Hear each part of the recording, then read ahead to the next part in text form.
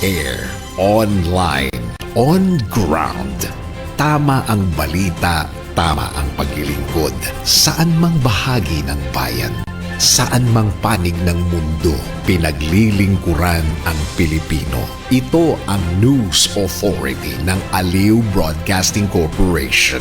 Inaabot ang bawat isa, radyo, telebisyon at digital. DWIZ News, laging nagbabalita ng tama, naglilingkod ng tama. Miyembro ng ALC Group of Companies.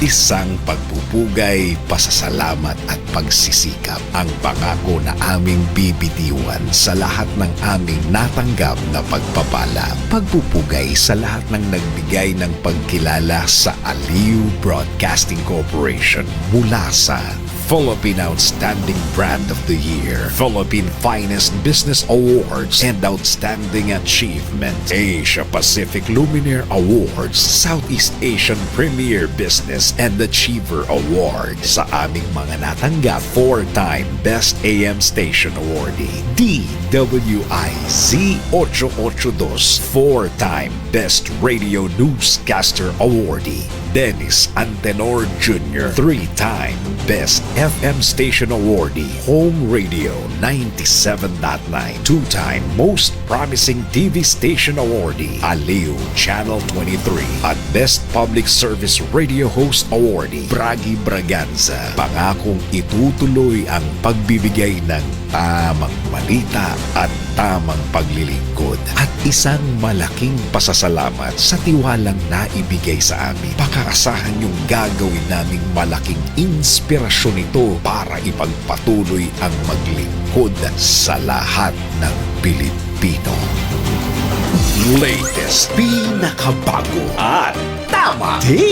DWIZ News Catch Up. News Catch Up. Pilipinas, narito na ang tamang balita sa oras na ito.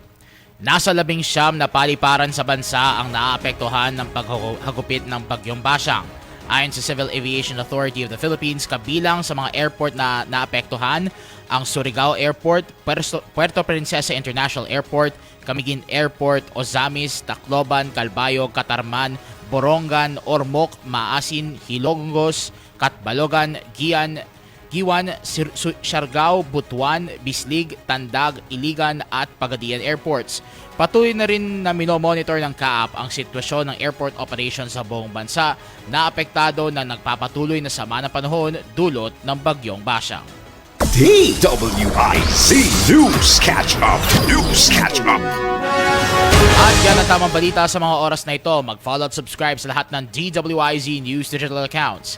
Facebook, Instagram, YouTube, TikTok, X, DWIZ News app at DWIZ News website. Ako po si Anjo Riñon, nagbabalita ng tama, naglilingkod ng tama. Oras-oras nagbabalita ng tama, naglilingkod ng tama. DWIZ News Catch Up. News Catch Up. Ang lahat ng opinyon at pananaw ng susunod na programa ay galing sa mga host, anchors at panauhin lamang at hindi pananaw ng mga producers at ng pamunuan ng DWIZ News, Aliw Channel 23 at Aliw Broadcasting Corporation.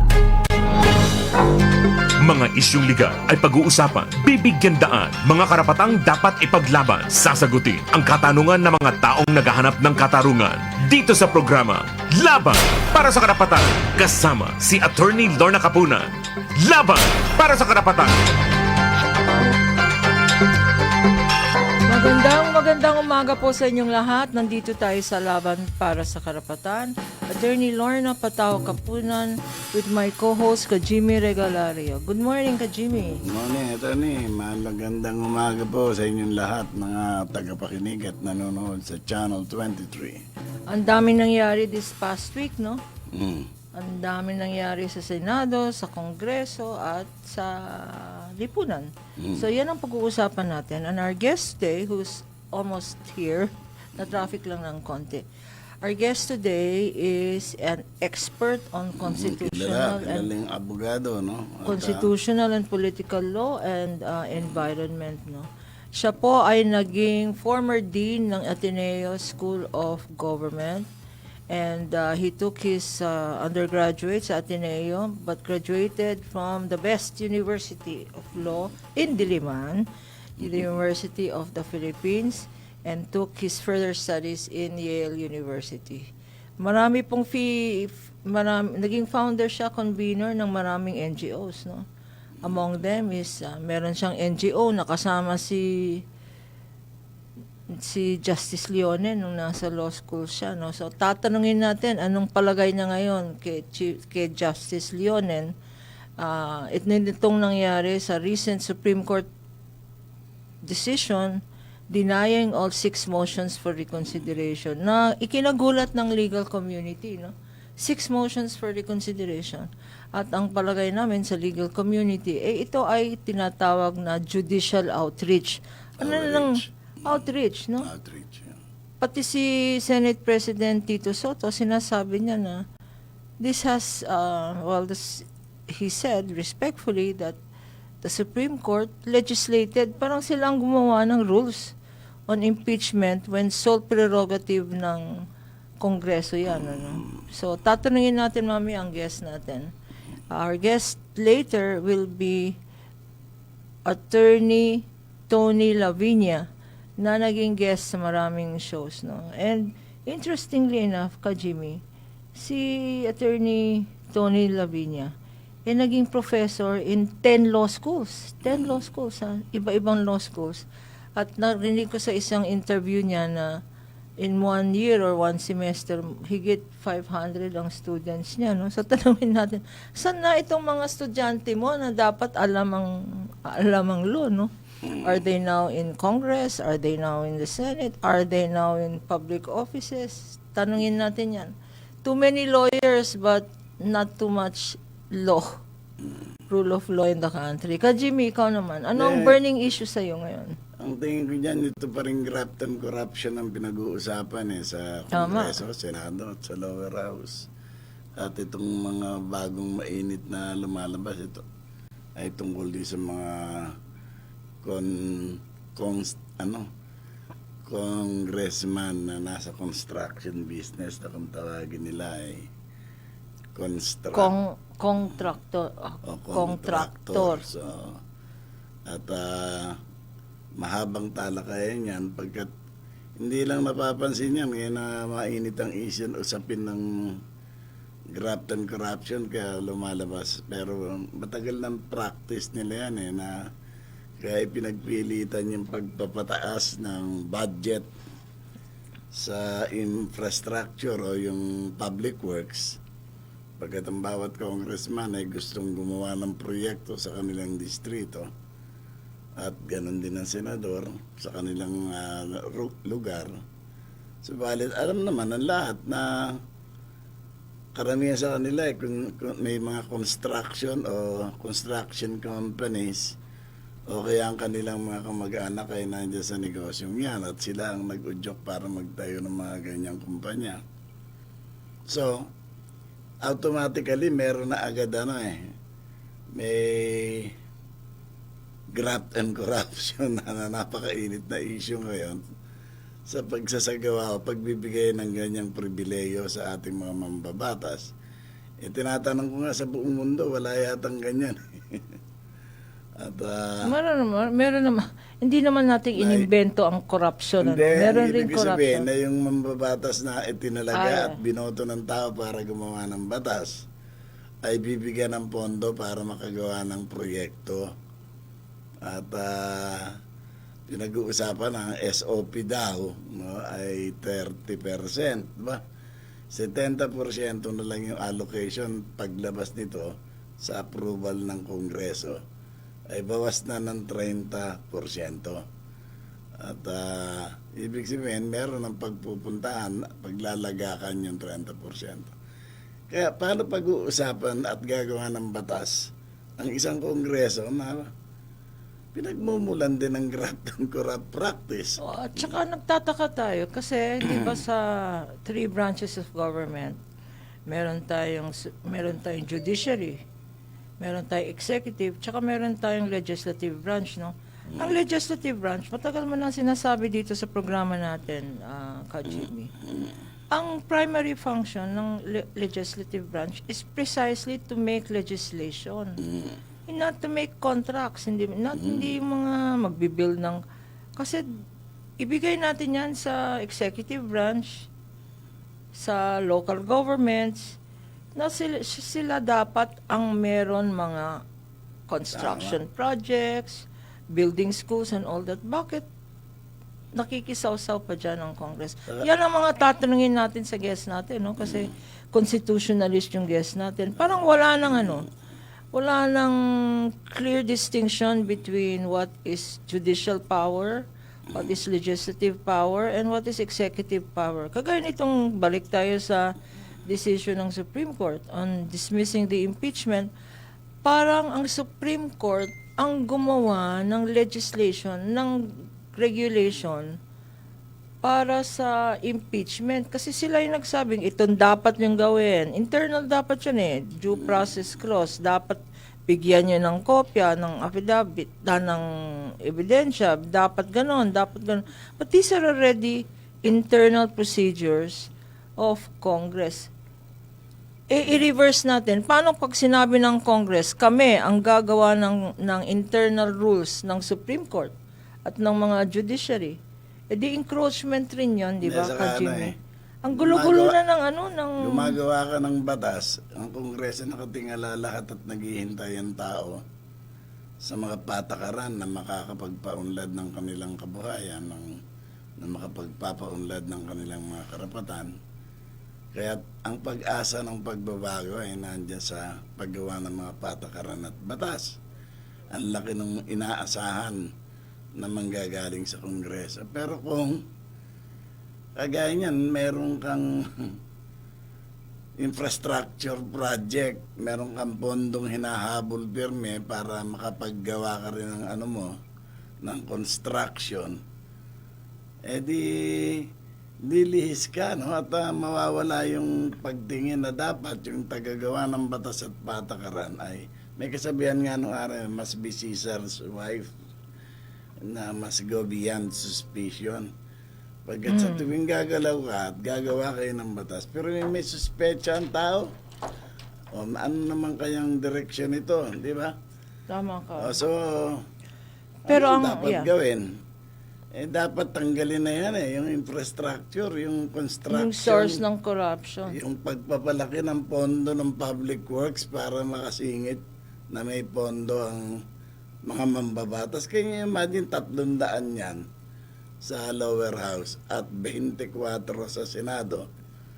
Bibigyan mo ng bawat isa ng karapatan na mag-sponsor ng kanilang infrastruktura na gagawin sa kanilang lugar. Gaano kalaki ang additional budget na kakailanganin at ano yung tentasyon na inihaharap mo sa gumagawa ng patakaran para hindi maging corrupt. Ang balita, automatic na 30%, hindi na gumagalaw nga. Pag na-approve yung kanilang mga budget sa public works, binibenta na agad yung 30% sa mga kontratista. Parang nagiging SOP na yan. Ito yung meron akong 300 million dito, bigay mo na sa akin ngayon yung 30% at ikaw na gumawa, kikita ka dyan. Di hahabulin naman ng kontratista yung 30% na yan. 30% raw ang kalakaran At pag hinabol yan, sige magbabawas sila doon sa kanilang isinumiting cost accounting o yung costing ng proyekto. Siyempre, idadagdag nila yun or ibabawas nila sa quality ng kung 1 million project. Yung ang deklarasyon, nakasama na yung kita nila, 700,000 na lang yung kanilang gagamitin sa proyekto at kasama pa yung kikitain ng kontratista. Pero kasi ang issue natin is corruption, Meron talagang mga institutions na dealing with corruption. At matagal na yan, meron tayong Anti-Graft and Corrupt Practices Act. Parang ngayon lang tayo nagigising sa graft and corruption when that has been in our books, in our criminal laws ever since. Siguro ngayon, kasi galit ang tao, napakagarapal naman ngayon. On the other hand, ang dami rin nakakapuna sa ating ombudsman kasi panayang press release na mag-i-issue na ng warrant of arrest. Kung mag-i-issue ka ng warrant of arrest, arestuhin mo na. Playing to the media ang ating Hindi. ombudsman tsaka yung DOJ. Kagaya ng napaka-sensational yung ginawa nilang pag-aresto kay former Senator Bong Revilla, no? Because high profile, no? Kailangan Nakakulong nila pa hanggang ngayon, no? nakakulong pa ngayon at compared to 90 million lang atang pinag-uusapan compared to the billions and hundreds of millions ng iba. Medyo may pagka-recidivist nga itong yung paulit-ulit na ginagawa ang isang krimen. Kasi meron pa siyang pinapabalik sa kanya ng korte sa Napoles case na 124 million. Na-clarify na yan. Ka Jimmy, binasa ko yung decision na yan eh. Kasi ako rin nagtataka, bakit yun ang naging campaign issue against him, no? Kasi sa polls, para siyang number 1, tapos siniraan siya ng Duterte camp, yan ang ginamit. Binasa ko yung decision na yan. Talagang tama yung position this is not to side with anybody, pero tama yung position ng lawyers noon ni Revilla because wala sa decision yung restitution. Well, anyway, wag nating pag-usapan yan. Pag-usapan natin yung present at saka yung undue haste. Ang bilis-bilis ng DOJ. Pero pwedeng gawing ehemplo yan. Kasi kung Magkukulong kunyari ka ng whistleblower ka. isang dating senador at opisyal na inakusahan, kung mapatunayan man o hindi, o dahil non-bailable yung krimen, kaya kailangan habang dinidinig, nakakulong. Ilan ba yung kagaya niya na gumawa ng parehong krimen? Wala namang inuusig hanggang ngayon, di ba? Kanya nga, yun ang sinasabi nila. Ni Senador Lacson na sinabi na may 3 pang senador na isasabi.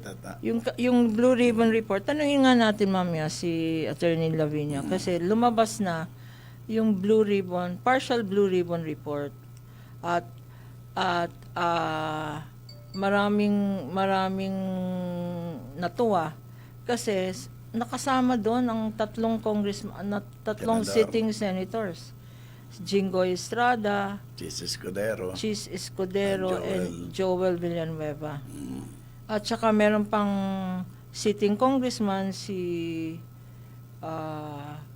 yung Eric Yap. ngayon yung hindi mahanap-hanap. Si Ko. Si Ko. And another Saldi Ko. and another congressman and several So sana tapusin na yung Blue Ribbon Report na yan so that matuloy-tuloy na ang trabaho ng Senado at ng Congress. So, meron pa dapat mamaya itatanong ko rin kay Attorney Lavinia. Ano ba ang dapat dapat balikan sa mga pagkukulang na ginawa ng dating ombudsman? Sino mapangalan nun? Ombudsman ni Duterte. Yung mga dinismiss niyang kaso against... Ano pangalan nun? I forgot na. Pero dinismiss na lahat ng kaso against the Duterte family. No? Buti ngayon, may nag-isip ng file ng plunder sa ombudsman. Tingnan natin kung anong gagawin ng ombudsman dyan. But, as a lawyer, hindi rin pwedeng, although there is public anger and public pressure, hindi pwedeng madaliin yan. It depends on the evidence. Hindi pwedeng lahat. Ang nangyayari dito, yung concept ng state witness or yung concept ng sa witness protection program. Dapat, kasi maraming nagkakamali, ang iniisip nila, not the most guilty. Pero sa batas, nakalagay, should be the least guilty. Ang problema, ang ginagawa nila sa not only the Ombudsman and the Blue Ribbon Committee is they are relying they're relying on hearsay evidence ng kanilang so-called whistleblower. Kagaya ng mga di ba? Mga nagtitestify. Gumagawa ng affidavit, mamaya may supplemental affidavit, mamaya may dagdag ng dagdag ang storya, but all based on hearsay. Hindi pwedeng ganun kasi mas tatagal yan. Pupunta ng ombudsman, tapos yung pupunta ng sandigan, sasabihin ng sandigan, saan ang document? Saan ang report? Saan ang COA audit? Saan? Wala. Hearsay evidence. Pupunta ngayon. Kung sino man matalo sa sandigan, pupunta ng Supreme Court, aabutan niya ng 20 years. Kanya dapat ngayon, tignan ng prosecution, tignan ng ombudsman, tignan ng DOJ, that there is other evidence other than hearsay evidence. Kagaya ng lahat ng mga senador, Bong Revilla, sila may witness to say, hinatid namin, binigay namin sa staff yung pera, or dinala sa bahay and all that, but hindi yung senador himself, hindi yung congressman himself, pati si Martin Romualdez. Di ba, even Ping Lacson said, there is no evidence. Hindi, saka wala nag-iisip. Halimbawa, Minamadali saan lahat. ba nanggagaling ang graft and corrupt practices? Hatak yan ng mga pangangailangan Yung ayaw maghirap, tinitingala yung may pera, masyadong expensive yung lifestyle, dahil masarap maraming pera kailangan, pirmi. Ugat yan, yung ugat ng ng pinaka-problema ng lipunan Lahat tayo may problema, paski naman yung mga nandyan tatakbo sa posisyon para maging senador, congressman, o kaya magpapalakas sa Malacanang para ma-appoint na official, na officer ng isang departamento. Ang kalagayan ng buong lipunan, ng buong bansa, hirap na hikahos. Yung economic condition na yan, pag may pagkakataon yung isang tao na wag masabit na maghirap yung kanyang pamilya at siya, nakagaya ng marami, at talagang pagsasamantalahan niya yung sitwasyon na yon na nasa kanyang pagkakataon na parang makalaya ron sa kahirapan. So lahat nag-iisip pirmi ng ganon na makawala ron sa pagkakasaklaw ng hirap. Kaya ayan na siya. Andito na ang ating panauhin sa Attorney. Good morning! Sorry. Para kang tumangkad, Attorney Tony. Hindi, matangkad talaga Since the siya. last time we saw you. So, sa mga nakikinig at nanonood, naku, marami na tayong introduction kay Attorney Tony Lavinia. I did mention that you teach in at least 10 law schools. Because I heard your interview, and at least 500 students every year who hopefully have learned the law. So ang tanong, I had almost 700 students that passed the bar. and 700 Took students the who oath passed the bar. yesterday. Okay. Kasi Ang ito yung galing. mga, di ba? Ito yung mga pandemic students. Yes. So, in the pandemic po, now I teach in 10 law schools. In the pandemic, I taught in 17 law schools. Wow. Kasi, di ba, you just go from one one- sa bahay lang lahat, di ba? Oo nga. I was just teaching Ang 18 galing. hours a day. Yeah, in fact, my opponent, I posted this in Facebook, said, kasi pandemic lawyer siya Imagine the bar got postponed several times, Yes. no? Review siya ng review. But his name is Kyle Kapunan. He was your teacher. Yeah, especially. You were his teacher Yeah, pala. yeah. You were his teacher. He says, ang galing-galing nun. I know, Carl. Grandma, ang galing nun. Okay, so, my question to you first is, where are these people? Where are the people who you have taught? Are they speaking up? Are they, because you've taught for several years already. Yeah. And before that, you were in government, USEC, at a very young age, 36 of the DENR.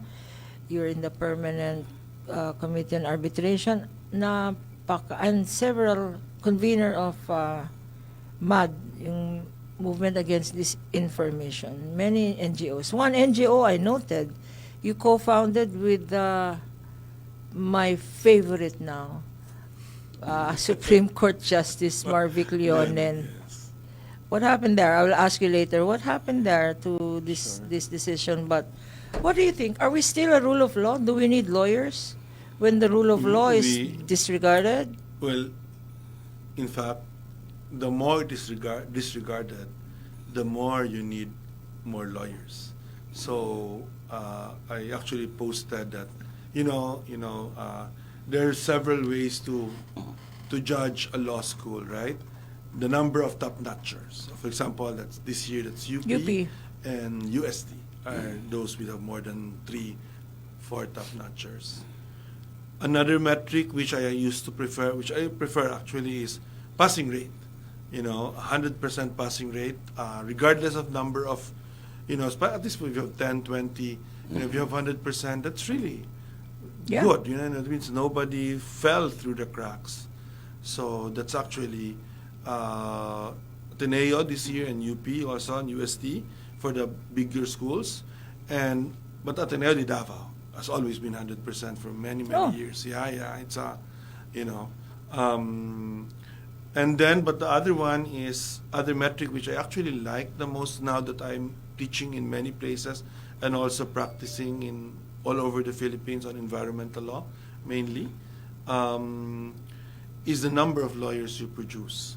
Because, I know you're a top-notch lawyer. That's why I came here to, want to be interviewed by you because you're so intelligent and you really are my icon in terms of lawyering. Ma'am Lorna, I would consider you like top 20 lawyers of the Philippines, right? Regardless of whether you get these awards or not, but it's how it is. We know how they pick. You know who they are. People get these awards. You know who they are, right? And it doesn't really matter. It's more the experience with you. But we have good lawyers here in Metro Manila in the law firms, but you don't have that many lawyers in the provinces. Yes, and in government, never mind. Of course, Supreme Court judges, you have lawyers there, but you don't have a lot of public attorneys, for example. You don't have a lot of provincial lawyers. So producing a lot of lawyers for a country that's 115 million. I know people say, dami-dami ng abogado. Not for 115 million people, because we have 115 million people. So you can imagine there's no rule of law already, or you can dispute that, in many places, in many situations, there's no rule of law. But you can imagine what that means for the ordinary person who really has no access, right? So let me, yung sa akin yung analysis ko sa guest kay Atty. Lavinia, hindi lang yung pagiging brilliant lawyer but yung you're keeping yourself abreast, yung sa day-to-day life ng tao, yung social relevance ng pag-iisip ng isang abogado dun sa nangyayari sa lipunan. Importante I've heard you a lot, a lot from you dito sa Facebook at iba bang mga media. And I believe na may kapa kayo dun sa nangyayari sa social sa lipunan, At etong batas na alam ko ay naipapaliwanag nyo ng batay dun sa kalagayan ng lipunan. And I think that's what I like most dun sa capacity ng ating panauhin ngayon, attorney. So, halimbawa, yung mga issue from yung impeachment ni Sara at yung issue tungkol dyan sa graft and corrupt practices na ginagawa na parang natural na, tapos yung usapin ng overreach ng kapangyarihan ng Supreme Court at itong sino ba itong ombudsman natin na umalis na pinalitan nito ni Remulla? Si Justice Martires. Si Martires, antindi niya. Lahat ng Duterte Naalala cases. ko na yung konsepto ng ombudsman. The ombudsman is no longer the protector of the people, but protector of the corrupt, diba? Protector of, or at least protector of the powerful. Huwag na natin sabihin corrupt kasi hindi naman lahat sila corrupt na pinoprotect. Yan nga ang unang tanong ko, attorney.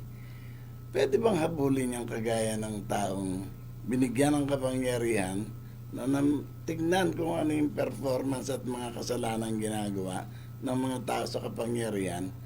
And yet, nung panahon niya ay naging sandalan pa siya ng mga tiwali na itong si Martires na to, pwede ba natin usigin yung klase ng tao na ganyan ang ginawang performance na lahat ay idinikta ng presidente, alam naman natin masama dahil nakakulong nga ngayon Ano masasabi? Ang kailangan, una, in general lang, di ba? Isa talagang pagkukulang sa ating sistema, kaya sinasabi natin broken yung rule of law, is walang accountability, di ba?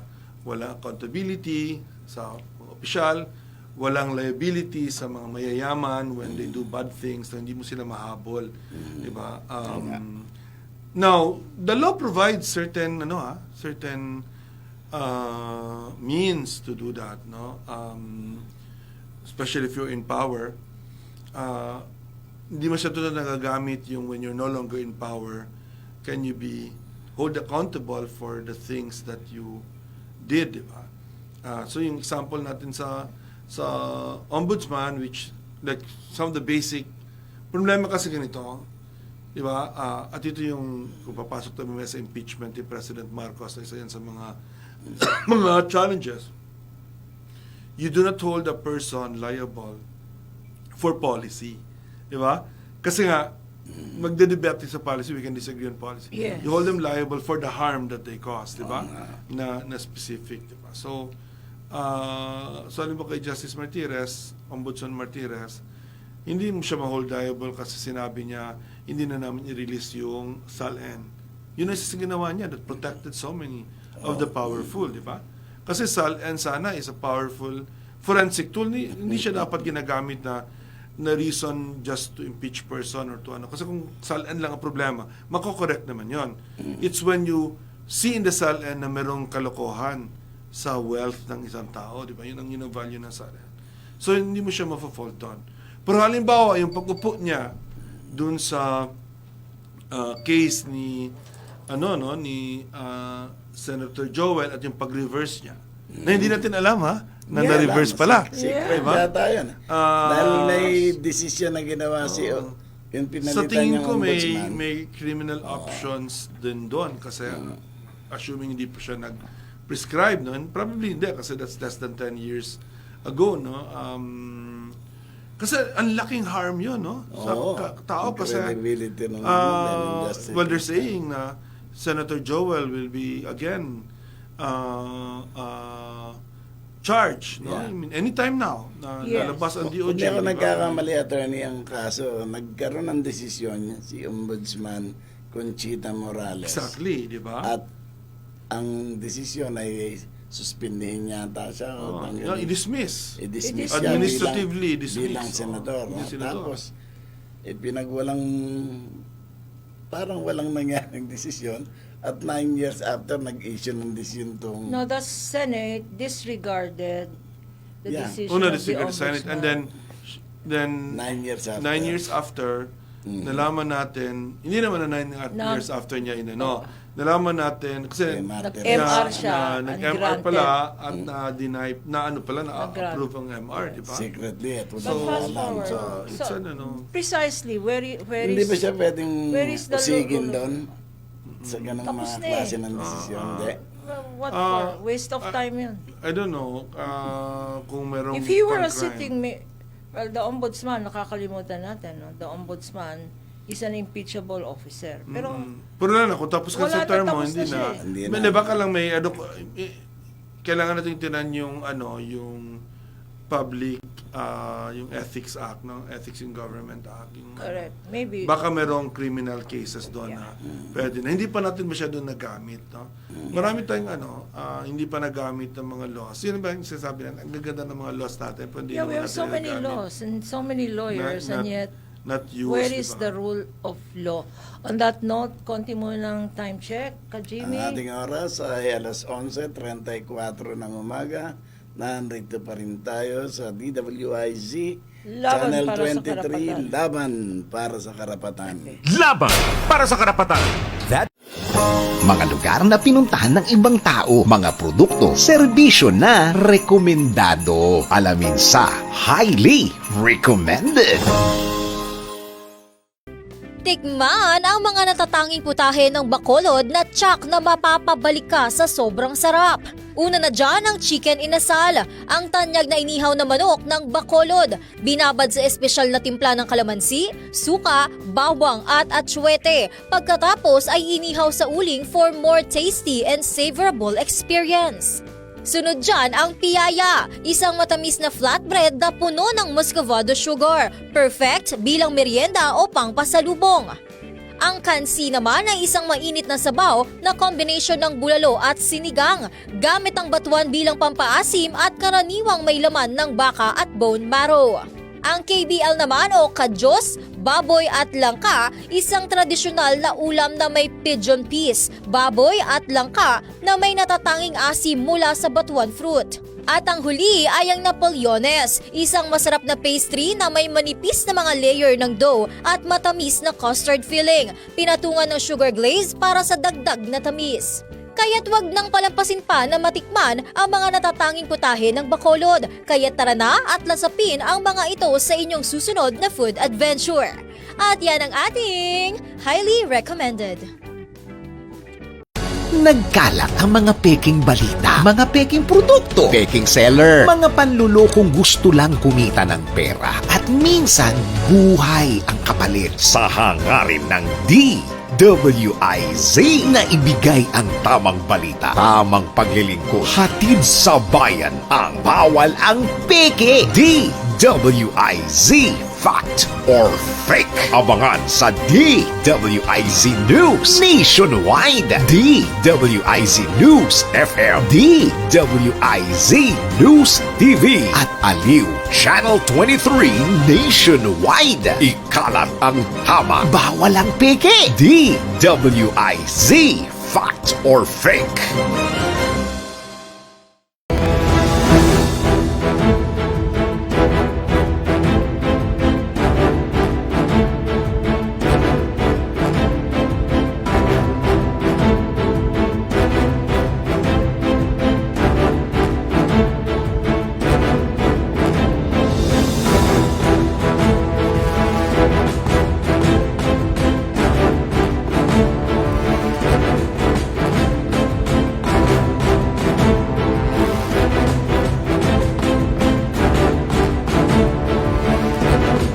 Latest, pinakabago at tama. DWIZ News Catch Up. News Catch Up.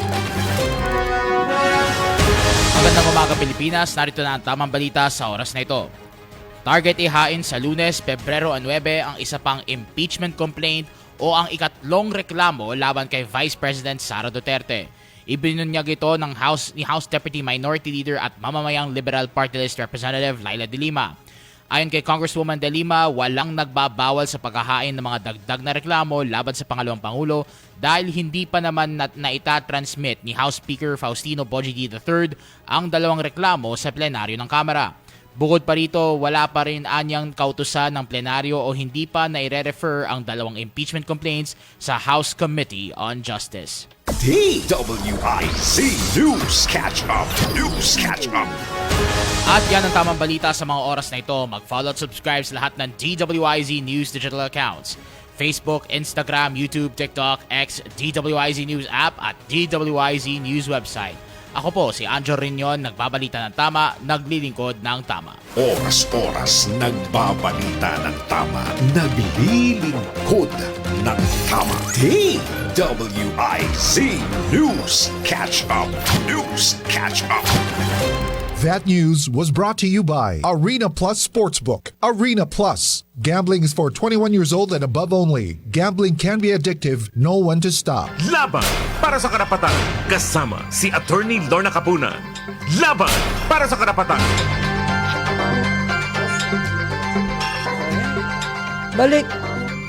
Balik po tayo dito sa laban para sa karapatan. Alam mo, nung break, mas maraming nangyayari pa sa break, mas controversial ang discussion pag-break. Napaka-interesanting kausap. Okay, ito balik ating tayo sa, guest. fast forward tayo sa nangyari kahapon. Kahapon, this week maraming nangyari. Yung there's pending 2 impeachment cases in the House, no, Congress. 2 ata kay BBM, 3 ata kay Sara. But yung kay President BBM, if I'm correct, dismissed na for lack of sufficient informed pero kulang sa substance. Tanungin natin si Attorney Tony. Tama ba ang first of all, anong procedure sa House? No, review natin kasi nakalimutan na natin yung impeachment. And nagbago siya because of the decision of Correct. the Supreme Court. And yung mga requirements, yung mga procedural requirements na inimpose ng Supreme Court, complying daw with due process. Paki-explain yan sa mga nakikinig kasi ang daming OFW. We're not only national, no, we're international here. The diaspora abroad Siguro, wants to pwede understand. pasadahan na rin yung Supreme Court's decision. Correct. Overreach. Yeah. Siguro overall muna, no? Lalo na we have 2 impeachments, diba? One, of course, has been dismissed. And I think yun, pupunta pa yun ng plenary to ratify the dismissal. That's the procedure. So hindi pa siya over yung kay Marcos kasi pupunta siya sa plenary for ratification. But ang step talaga una is may magfa-file ng complaint. That can be an individual, that can be a representative, can be a senator, but dun sa House of Representatives fa-file. Pero pag individual, dapat endorsed, di ba? Yes, pag By a individual or congressman. group of individuals or organizations, dapat endorsed by a sitting member of the House of Representatives. So yun yung first step. No? After it's endorsed, after it's filed and endorsed, diba, it goes to the Speaker sa Secretary General's Office ng House. Committee on And then, Justice. dapat i-endorse niya to Committee on Justice. Importante yan. Because it's that endorsement that triggers the 1-year rule. Ibig sabihin, the day na in-endorse yan ng Committee on Justice, that's when the 1-year rule Starts. begins. No?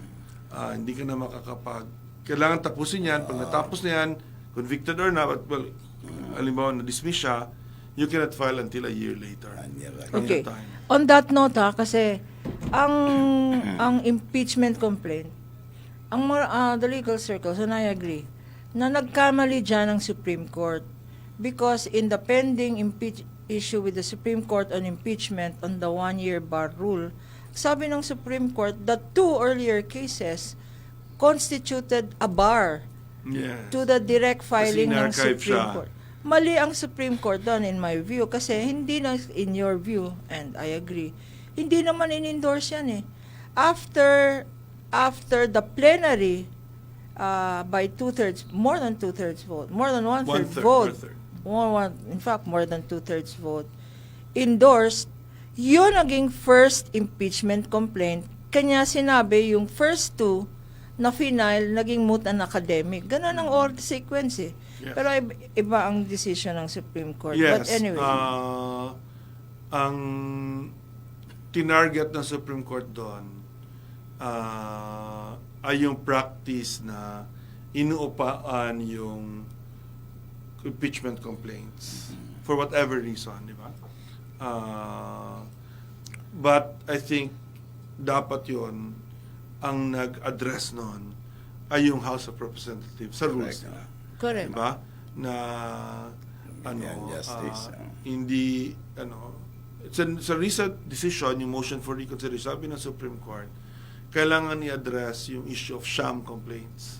Diba? Kasi ang problema natin during the time of Gloria Macapagal-Arroyo, natuto kasi mga high-level officials after Corona, after ERAP, natuto sila na the best way to stop impeachment is to file a sham complaint. Yung moro-moro na complaint na walang katorya-torya diba? para So that mag-start trigger yung 1 1 year. year. So every year, Attorney Lozano used to file cases against against GMA na after that safe na si GMA, di ba? So anyway, there was always a second way. Yung second way was yung buong House of Representatives magboto na sila. Kung more than 1/3, which is around 120 plus na ngayon, dati 100 lang yan eh. Ngayon dumami kasi sila, di ba? So a bit higher na, di ba? So, na-start yung kay ERAP. Yung kay ERAP, ang treatment kay President Estrada was, you don't even need a vote in the plenary. Diba? It's enough na may enough signatures. Tapos pumunta ka agad, diba? Oo. So, nagbago lahat yan ngayon. Diba? Ngayon, ang sabi ng Supreme Court na una yung nag-change yung 1-year rule, diba? Na it's triggered by the filing, di ba? And the subsequent inaction. Pag na-file na at hindi nag-act, then yung filing ang magiging trigger mo. So nagbago, nag-change. Although dahil change ng Supreme Court in the motion for recon yung number of days, session days and calendar days. Yung definition ng session days, ginawang It turned calendar out na, days. January 15 pala, pwede na mag-file. Hindi February 6. So January 15 pala pwede nag-file. So yun ang isang isang nangyari dun sa sa Supreme Court. Itong very important change ng Supreme Court, yung due process. Yes. Noon pa kami, mga abogado, ako, constitutional professor ako for more than 20 years, ang turo ko talaga niyan, di ba, impeachment is a political and legal thing. Sui It's a generis sui nga. generis, more political than legal. Correct. Actually, more political than legal. Yeah. Di ba? May basic naman, rules of evidence, di ba? Right to be heard, di ba? But, ano lang talaga, in the first decision of the Supreme Court, they actually said, strict due process tayo, even in the House of Representatives. They changed that again sa motion for recon. Parang Justice Leonen moved the bar a bit and said na, hindi, ang full due process dun sa Senate. Of course. Diba? Kasi sa yung Kasi trial. Yung sa House, kailangan lang sigurado tayo na may nalaman ng impeachable official, but hindi siya kailangan mag-reply, no need for a response. Kailangan lang alam din natin na yung mga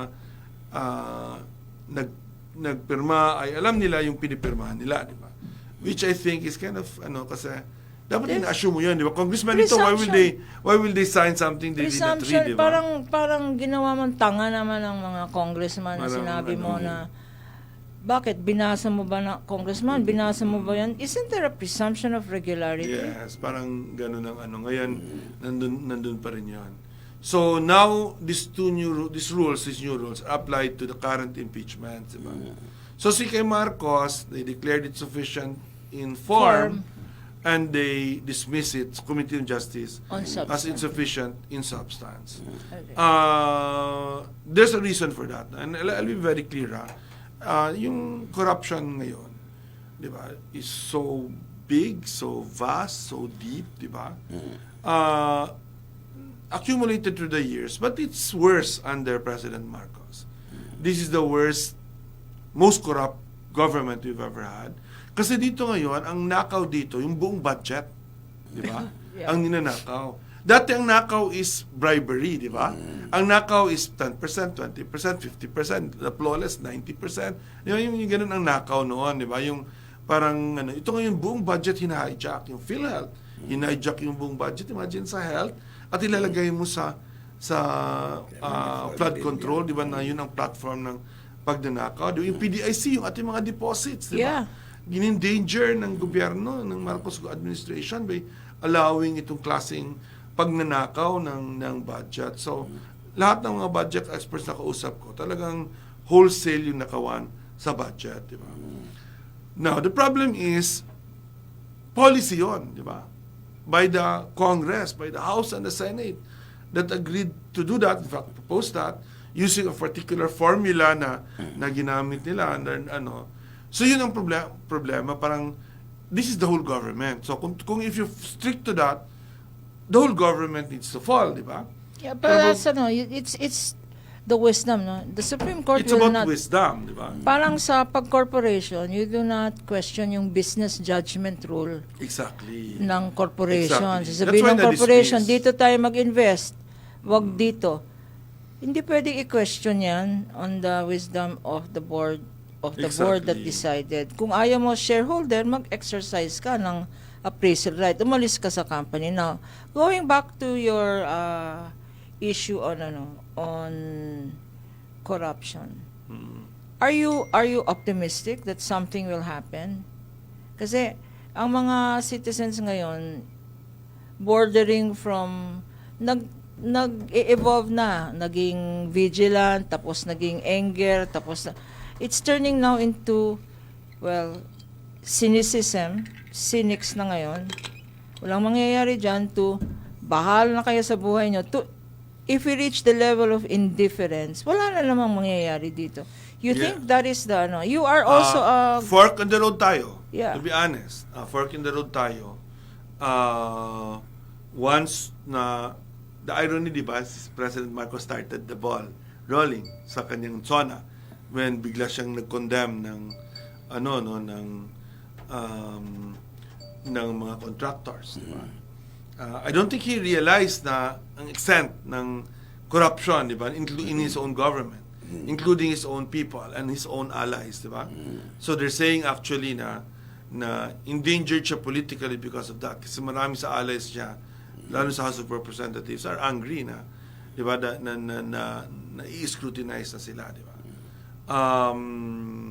Grabe yung pag-aalsa ng mga bata, ng kabataan. So that's happening. No? I mean, I also mentor many student leaders and student activists across the board, across the spectrum, di ba? Kasi hindi ako exclusive, di ba? From the left to the right, di ba? If you're a student leader, you're a student that's looking for options, di ba? I mentor people, I guide people. I don't think there's ever any time in the last, sabihin natin, 20 years na yung mga tao, mga bata ay very agitated and very organizing. Diba? The rally in September 21 was bigger than the rally on November 30, but in November 30 was more organized. Ibig sabihin, September 21, maraming spontaneous kasi galit yung mga tao. So November 30, it was organized groups, big organized groups that we have seen. We will see sa February 25, EDSA, whether there's a big mobilization na anti-corruption for that, diba? So we'll see if that's going to be as big as... Mukhang sasabay din daw yung... But hindi tayo ulit ng EDSA, no? Yeah. Lorna, I mean, we were there as young, younger people. Young ones. Young ones. We were young ones there. Once Hindi na upon a mangyayari yun ngayon kasi una, there is no appetite in the military to do any kind of yung kalokohan. Alam mo, Attorney Tony, surprisingly in the surveys, it's the military that's getting the higher points. Yes, yes. Higher than the president, vice president, Congress. There's a Ang professional military on Ang this. approval rating. is the highest. It's the highest compared to others. Sila Brown, si So, leadership. under the highest ang- leadership everyone of is Brown. down in terms of performance ratings, diba? So yung military hindi siya makikialam, diba? And then of course disunited din yung mga forces that are calling for accountability. Yung may iba gusto lang, actually Duterte lang, diba? Biyaan mo na si Marcos. May iba gusto si Marcos kasi as I said, diba? Objectively talaga, this is the most corrupt government ever. I mean, the Duterte government also is corrupt. I'll be very honest about that, no? And Sara Duterte also, as vice president and as DepEd and as Davao mayor, daming corruption, di ba? But nothing yan compared to, yun na nga, when you hijack the whole budget, di ba? And distribute it to your allies, di ba? Iba yun, di ba? Na level of corruption. But would you say... But am I but you hopeful? said- Kasi ang sabi well, nila, he has nothing to lose. He just wants to change the narrative of martial law. That's what he wanted to He do. wants to leave a legacy behind, no? So, matamaan kung sinong matamaan. He's cleaning So up. the jury is still out, di ba? The jury is still out. The next 2 weeks is critical for us lawyers who are following this. Kasi that's when we will know whether si Senator Escudero, I think Senator Villanueva and Estrada given na yan. It's a lot of evidence talaga. But Sasabi, of course, Aldico given na yan. But will Senator Escudero be be Because Speaker of the Romualdez, campaign contribution. At hindi lang, ay may mga witnesses about with respect to Senator Escudero having specifically said that okay sa akin itong ganitong klaseng arrangement where I would get my share, no. Si Speaker Romualdez, is there enough things?